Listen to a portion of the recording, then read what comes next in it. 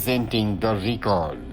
कहानी की शुरुआत होती है स्पेस से, जहां पर हमें एस्ट्रोनॉट्स को दिखाया जाता है जो अपने स्पेस स्टेशन के कुछ पार्ट्स को बदल रहे होते हैं और तभी उनके स्पेसशिप के ऊपर बहुत बड़ी चीज आ जाती है जिसकी आवाज वो बर्दाश्त नहीं कर पाते। वहीं दूसरी तरफ अर्थ पर हमें कुछ दोस्तों को दिखाया जाता है जिसमें ब्रेंडन, चार्ली, एनी, रॉब और रॉब की गर्लफ्रेंड कारा होते हैं। ये सब के सब फार्म हाउस पर छुट्टियां बिताने के लिए जा रहे हैं। रास्ते में पेट्रोल डलवाने के लिए गैस स्टेशन पर रुकते हैं जहां पर ब्रेंडन नोटिस करता है कि वहीं पर खड़े एक ट्रक पर खून लगा हुआ है और जब वो उसके पास जाता है तभी वहां पर एक आदमी आ जाता है जिसका नाम हंटर है। ब्रेंडन से कहता है कि तुम्हें मेरे ट्रक के पास नहीं आना चाहिए था और ब्रेंडन को पकड़ लेता है, लेकिन तभी वहां पर चार्ली आ जाता है। चार्ली हंटर से कहता है कि हम यहाँ से जा रहे हैं, जिसके बाद हंटर ब्रेंडन को छोड़ देता है और ये पांचों के पांचों अपनी गाड़ी से अपने सफर पर आगे निकल पड़ते हैं। जल्दी ये उस फार्म हाउस उस जगह पर पहुंच जाते हैं जहां के लिए निकले थे।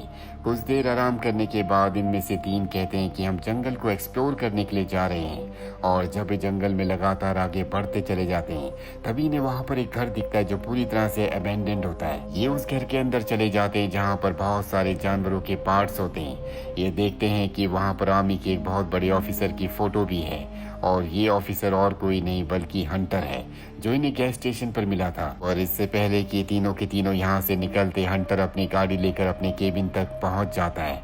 ये तीनों के तीनों पीछे की विंडो से भाग जाते हैं, पर हंटर को पता चल जाता है कि यहाँ पर कोई आया था। वो इनका पीछा भी करता है, लेकिन ये तीनों भागने में कामयाब हो जाते हैं और जल्दी वापस अपने फार्म हाउस में पहुंच जाते हैं जहाँ पर पहले से इनके 2 दोस्त होते हैं। अब ये टीवी पर एक न्यूज देखते हैं जिसमें बताया जाता है कि दुनिया में अलग अलग जगह बहुत ही घने बादल मंडरा रहे हैं जो कि पूरी तरह से अलग तरह के बादल है। ये बाहर जाकर देखते हैं कि इनके आसपास भी उसी तरह के बादल है, पर ये इस बात को पूरी तरह से इग्नोर कर देते हैं। वहीं यूएस आर्मी की एक मीटिंग को दिखाया जाता है जहां पर यूएस आर्मी के ऑफिसर्स आपस में बात कर रहे होते हैं कि ये जो बादल हैं ये असल में एलियंस हैं जो सन 1960 में भी धरती के आसपास आए थे, जिन्हें 2 एस्ट्रोनॉट्स ने देखा था। दरअसल कहानी की शुरुआत में 2 एस्ट्रोनॉट्स ने जो अपने ऊपर अजीब सी चीज देखी थी वो यही एलियंस थे और वो बात 1960 की थी जिसे कई दशक बीत चुके हैं। और अब उन दोनों एस्ट्रोनॉट्स में से एक एस्ट्रोनॉट को ये अपने पास बुलाते हैं। वो एस्ट्रोनॉट बताता है कि एलियंस ने हमें अगवा किया था, जिसके बाद हमारे ऊपर बहुत सारे एक्सपेरिमेंट्स हुए थे जो कि बहुत ही पेनफुल थे। कुछ वक्त के बाद एलियंस ने इन्हें वापस धरती पर छोड़ दिया था, जिसके बाद इन्होंने नासा को और कई न्यूज चैनल्स को इनके ऊपर जो भी बीती थी उसके बारे में बताया, लेकिन न्यूज चैनल्स ने इनके ऊपर विश्वास नहीं किया। सब इन्हें पागल समझ रहे थे और अब एक बार फिर से वही एलियंस लौट आए हैं।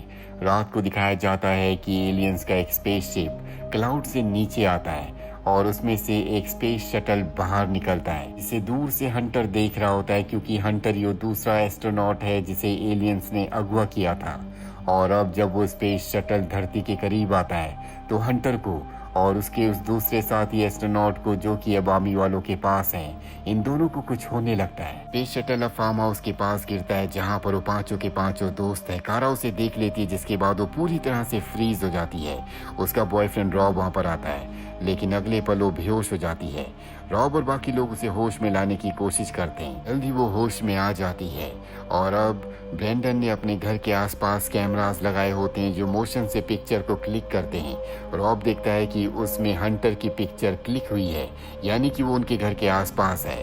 वो उसे बाहर देखने के लिए जाता है, लेकिन बाहर उसे हंटर कहीं नहीं दिखता, इसीलिए फार्म हाउस की तरफ बढ़ चलता है और तभी उसके पैर में कुछ चिपचिपा पदार्थ लगता है। वो नीचे देखने के लिए जाता है जहाँ पर एक एलियन छुपा होता है। उसके हाथ से टॉर्च गिर जाती है और वो घर के अंदर आ जाता है जहाँ पर वो चारों दोस्तों को उस एलियन के बारे में बताता है। इन्हें अब पता चलता है कि इनके घर के आसपास बहुत सारे एलियंस हैं। अभी इन्हें कुछ आवाज आती है और जब ये सब के सब किचन में जाते हैं तो वहाँ पर एलियंस का एक ड्रोन होता है जो इनके घर का इंस्पेक्शन करने के लिए आया होता है। वो इन्हें नुकसान नहीं पहुंचाता और उस जगह से चला जाता है, पर इनकी सबसे बड़ी प्रॉब्लम ये है कि इनके घर के अंदर एक एलियन है। इसीलिए रॉब डर से गोलियां चलाना शुरू कर देता है, जो गोली उसी की गर्लफ्रेंड कारा को लग जाती है। सब के सब कारा को गैराज में ले जाते हैं, लेकिन उसे बचा नहीं पाते, उसकी मृत्यु हो जाती है। रॉब को बहुत दुख होता है कि उसी की वजह से उसकी गर्लफ्रेंड मारी गई। वो अपना आपा खो देता, वो सब पर गोलियां चलाने लगता है। इसीलिए ब्रेंडन उसके ऊपर हमला करके उसे बेहोश करके अपने साथियों के साथ यहाँ से गाड़ी से निकल जाता है। पर जल्द ये देखते हैं कि इनके इनके सामने रॉब है जो कि होश में आ चुका होता है, उसके हाथ में गन होती है। वो इनके ऊपर शूट करके इनकी गाड़ी को पलट देता है, पर तभी उसके ऊपर एलियन शिप आता है जिसमें से रोशनी निकलती है और वो रॉब को रोशनी के साथ अपने स्पेसशिप में खींच लेते हैं। ब्रेंडन और उसके दोनों साथियों को ये देखकर अपनी आंखों पर विश्वास नहीं होता। ये तीनों की तीनों भागने लगते हैं और तभी ब्रेंडन का पैर एक ट्रैप में फंस जाता है जो कि हंटर ने यहाँ पर बेयर को पकड़ने के लिए लगाया होता है। ब्रेंडन चाहकर भी अपने आप को छुड़ा नहीं पाता, वो बहुत ज़्यादा डर जाता है। तभी उसे एहसास होता है कि उसके आसपास कोई है। अगले पल उसके सामने हंटर आता है। हंटर उसे ट्रैप से आज़ाद कर देता है, पर अब इन दोनों को पता है कि इनके चारों तरफ एलियंस हैं, इसीलिए हंटर अचानक से इस जगह से गायब हो जाता है और अब एलियन धीरे धीरे इनकी तरफ बढ़ने लगते हैं। लेकिन तभी एक एलियन हंटर के बिछाए हुए ट्रैप में फंस जाता है, जिससे हंटर को बहुत खुशी होती है। इसके बाद हंटर इन सब को अपने घर, अपने केबिन में ले आता है, जहाँ पर वो ब्रेंडन के पैर पर मरहम पट्टी करता है। साथ ही वो इन तीनों को बताता है कि आज से हजारों साल से एलियंस इंसानों को अगवा करके उनके ऊपर एक्सपेरिमेंट्स कर रहे हैं। अपने एक्सपेरिमेंट्स खत्म करने के बाद वो इंसानों को वापस धरती पर छोड़ देते हैं और इसी तरह से होमो सेपियन का भी जन्म हुआ था। दरअसल आज इंसान ने जो भी तरक्की की है वो एलियंस की वजह से की है। वो इंसानों को यहाँ से अगवा करके ले जाते हैं, उन्हें अपग्रेड करके वापस धरती पर छोड़ देते हैं। हमें भी एलियंस ने अगवा किया था, उन्होंने हमारे ऊपर एक्सपेरिमेंट किए और एक दिन अचानक से उन्होंने धरती के बीचों बीच रेगिस्तान में हमें छोड़ दिया, जिसके बाद हमें कुछ भी याद नहीं था कि हमारे साथ क्या हुआ था। लेकिन जैसे जैसे वक्त बीतता चला गया हमें सब कुछ याद आ गया कि एलियंस ने हमें कैसे अगवा किया, कैसे हमारे ऊपर एक्सपेरिमेंट्स किए और एलियंस की वजह से मेरे अंदर टेलीकाइनिक की पावर भी आ चुकी है। ब्रेंडन पूछता है कि एलियंस ऐसा क्यों करते हैं। हंटर बताता है कि शायद वो धरती पर कब्जा करना चाहते हैं, इसीलिए वो इंसानों को अगवा करते और उन्हें अपनी तरह बनाकर धरती पर छोड़ देते हैं, ये जानने के लिए कि उनके जैसे सिस्टम वाले लोग यहाँ धरती पर कितना सरवाइव कर सकते हैं, क्योंकि सूरज की रोशनी से उन्हें बहुत नुकसान पहुँचता है, वो सूरज की रोशनी में नहीं आ सकते। इसके बाद वो अपने शरीर पर निशान भी दिखाता है जो एलियंस ने बनाए थे। हंटर बताता है कि मैंने सच्चाई कई बार लोगों को, मीडिया को बताई, लेकिन किसी ने मेरे ऊपर विश्वास नहीं किया, इसीलिए रिटायर होने के बाद मैं यहाँ पर आ गया और मैंने तैयारी की कि जब एलियंस आएंगे तो उन्हें कैसे रोका जाए, क्योंकि आज ही की वो रात है जब एलियंस उन सब लोगों को दोबारा अगवा करेंगे जिनके ऊपर कई साल पहले उन्होंने एक्सपेरिमेंट किए थे। लेकिन अब हंटर ने एक एलियन को पकड़ लिया है और वो उसके ऊपर उसी तरह से एक्सपेरिमेंट करना चाहता है जिस तरह से उसके ऊपर कई सालों पहले किए गए थे। यहाँ पर अब एलियन का दूसरा साथी एलियन भी आ जाता है, वो बहुत तेज तेज आवाज करना शुरू कर देता है, जिस वजह से ब्रेंडन अपने दोनों साथियों के साथ इस केबिन से बाहर निकल जाता है। लेकिन उसका पैर जख्मी है, इसीलिए वो भाग नहीं पाता।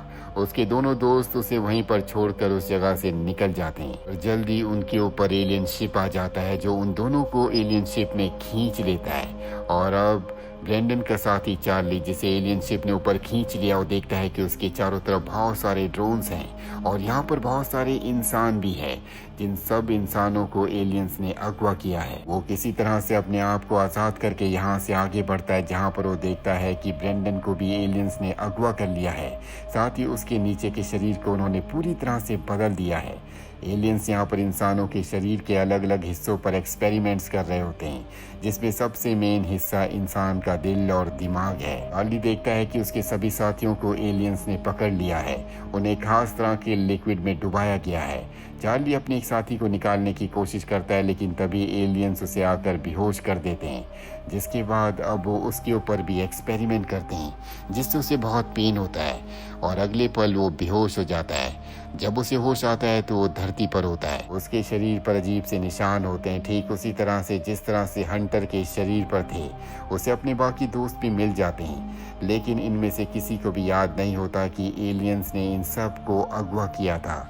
वहीं पूरी दुनिया में न्यूज़ आ रही होती है कि एलियंस धरती पर आए थे, जहां उन्होंने कई सारे लोगों को अगवा किया, लेकिन किसी कारण से उन्होंने सबको वापस छोड़ दिया। लेकिन अब गवर्नमेंट उन सब लोगों को पकड़कर क्वारंटीन कर रही है, उनके शरीर पर अजीब से निशान है और जब ये पांचों देखते हैं तो इनके शरीर पर भी अजीब से निशान होते हैं। सबसे अजीब बात ये होती है कि कारा, जिसे गलती से रॉब ने मार दिया था, वो भी अब जिंदा है और अब ये सब के सब यहाँ से निकलने लगते हैं। लेकिन तभी आमी इनके ऊपर हमला कर देती है। दरअसल हंटर ने आमी को बता दिया होता है कि इन पांचों को भी अगवा किया था, इसीलिए आमी इनके ऊपर गोली चलाती है। इनके कुछ साथियों को गोली भी लग जाती है और चार्ली को यहाँ पर एहसास होता है कि उसके अंदर कुछ अजीब सी पावर्स हैं। दरअसल उसके अंदर भी अब टेलीकाइनेटिक पावर्स आ चुकी है, जिससे वो आर्मी ऑफिसर की गन को छीन कर उन्हें शूट कर देता है और इस तरह से वो बच जाता है। और अगले पल उसके जितने भी साथियों को गोली लगी थी वो सब के सब अपने आप ही ठीक होने लगते हैं, जिससे हमें पता चलता है कि एलियंस के एक्सपेरिमेंट्स के बाद इनके अंदर भी एलियंस की बहुत सी पावर्स आ चुकी हैं, यानी कि ये सब के सब अमर हैं। अंत में देखते हैं कि वो काले बादल एक बार फिर से आसमान में मंडरा रहे हैं, जिसका मतलब ये है कि एलियंस अब भी धरती के आसपास ही हैं। और इसी के साथ ये फिल्म, ये कहानी यहीं पर ख़त्म हो जाती है। उम्मीद करते हैं कि ये कहानी आपको पसंद आई होगी।